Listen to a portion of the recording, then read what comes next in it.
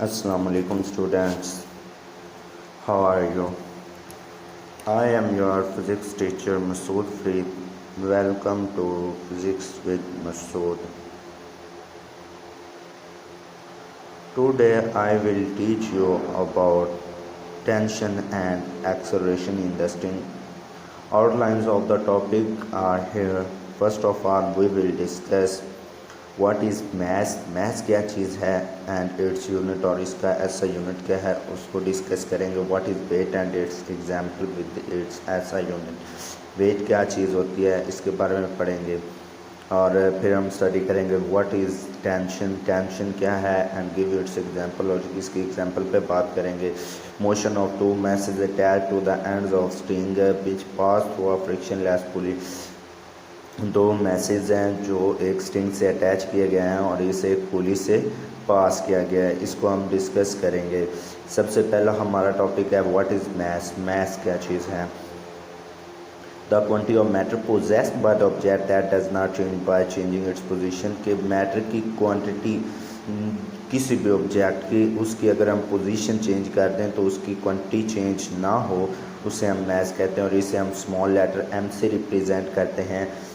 इसका it is a scalar quantity. एक scalar quantity है. इट्स ऐसा यूनिट इज़ किलोग्राम. इसका ऐसा यूनिट किलोग्राम है जिसे हम केजी में रिप्रेजेंट करते हैं. इसकी एग्जांपल क्या है. 60 kilogram car moving continuously with the velocity its mass remain same at every point along the road. एक 60 किलोग्राम की गाड़ी है जो वेलोसिटी के साथ कंटिन्यूसली मूव कर रही है. इसका मास हर पॉइंट पे सेम है अलोंग द पाथ. अब हमारे पास आ गया what is weight. The quantity of matter possessed by the object that change continuously by changing its position with respect to gravity. के किसी भी ऑब्जेक्ट के मैटर की क्वांटिटी अगर हम उसकी पोजीशन चेंज कर दें तो उसकी क्वांटिटी चेंज हो जाए with respect to gravity then it is called a weight. Weight is a vector quantity. Weight हमारे पास एक वेक्टर क्वांटिटी है क्योंकि इसमें हम इसकी डायरेक्शन को भी डिस्कस करते हैं. इट्स ऐसा यूनिट इज़ न्यूटन. इसका ऐसा यूनिट न्यूटन है क्योंकि ये हमारे पास एक फोर्स के तौर पर काम करते हैं. F is equal to W, W is equal to M G. ये हमारे पास फार्मूला है. यानी जो जितना मैथ ज़्यादा होगा उतना ये ऑब्जेक्ट का वेट ज़्यादा होगा. जितना मैथ कम होगा उतना ये ऑब्जेक्ट का वेट कम होगा. यानी वेट और मैथ आपस में डायरेक्टली रिलेट करते हैं. इसके बाद हमारे पास आ गया what is tension in the string. The tension is a force of equal magnitude of weight of an object that act opposite against the force of gravity on the mass of an object. कि tension हमारे पास एक force है जो force of gravity के opposite act करती है किसी भी मास ऑफ ऑब्जेक्ट पे. इसकी एग्जांपल अब हम डिस्कस करते हैं.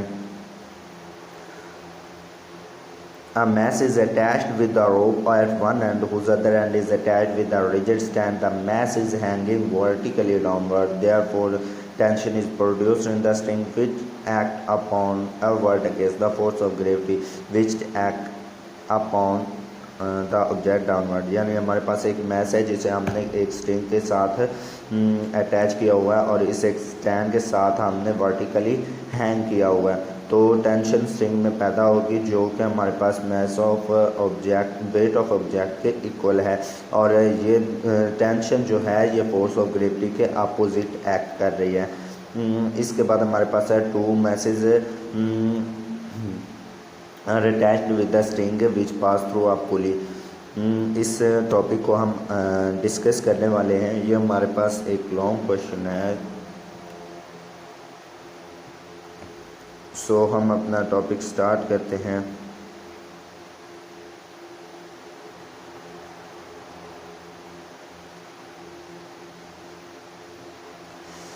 Consider two objects A and B having masses m1 and m2 are attached with the string. The string passes through a frictionless pulley that's attached with the table. The body B is on the table while the object A is hanging vertically. यानी कि हमारे पास दो object और A और B हैं जिनके masses m1 और m2 हैं. इन्हें हमने एक स्ट्रिंग से अटैच किया हुआ. स्ट्रिंग हमारे पास इनएक्सटेंसिबल है. सो जो हमारे पास है टेबल के साथ एक हमने पुली को अटैच किया वो फ्रिक्शनलेस है. मैस ए को हमने हैंग किया और मैस बी हमारे पास टेबल पर है। The string is inextensible, the object A moves downward due to the gravity that act upon it, so object B accelerate on the table. Mass A पर वो कहता है हमारे पास ग्रेविटी एक्ट कर रही है, सो उसका वेट बढ़ जाता है और वो डाउनवर्ड मूव करती है, और ऑब्जेक्ट बी जो है वो टेबल पे एक्सेलरेट करना शुरू कर देता है। As the pulley is frictionless, so the tension produce remain same on both side. चूँकि हमारे पास पुली एक फ्रिक्शनलेस है, सो हमारे पास जो टेंशन प्रोड्यूस होगी वो दोनों जानिब क्या होगी, इक्वल होगी। अब हमारे पास आ गया फॉर ऑब्जेक्ट ए। अब हम टेंशन, एक्सेलरेशन और ग्रेविटी फाइंड करेंगे। नेट फोर्स हमारे पास किसके इक्वल है, वेट माइनस टेंशन, क्योंकि ऑब्जेक्ट डाउनवर्ड मूव कर रहा है इसीलिए हमारे पास वेट टेंशन से ज़्यादा होगा। ठीक है, सो हमारे पास that force becomes equals to F is equal to W minus T. As we know Newton second law says that F is equals to M A and weight becomes equal to M G. ये दोनों के फार्मूले हैं।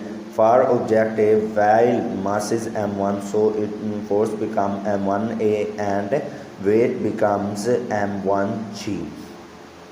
अब हम दोनों values को put कर देंगे इक्वेशन में, so equation becomes m1a is equals to m1g minus T. ये हमारे पास इक्वेशन नंबर होगी 1। अब इसके बाद हम जो है ऑब्जेक्ट बी को डिस्कस करते हैं। नेट फोर्स हमारे पास tension in the string equal हो गया, क्योंकि टेंशन की वजह से ऑब्जेक्ट एक्सेलरेट कर रहा है और उस पर कोई ग्रेविटी फोर्स एक्ट नहीं कर रही क्योंकि वो टेबल पे पड़ा है। So it becomes F is equal to T, force is equals to M two A, क्योंकि यहाँ पे हमारे पास एक्सेलरेशन ऑब्जेक्ट 2 में पैदा हो रहा है। So equation becomes m2a is equals to T. ये हमारे पास होगी इक्वेशन 2। अब हम इक्वेशन 1 और इक्वेशन 2 को ऐड कर देंगे, so it becomes m1a plus m2a is equals to m1g minus T plus T cancel हो जाएंगे, 0 आ जाएगा। सो इक्वेशन बिकम्स a को हम कॉमन ले लेते हैं, a into m1 plus m2 is equals to m1g। अब हमने वैल्यू निकालनी है एक्सेलरेशन की, so acceleration becomes m1g divided by m1 plus m2। So if we put value of a in equation 2, we get value of t becomes equals to g m1 m2 or m1 plus m2. So acceleration of two masses, one mass is on the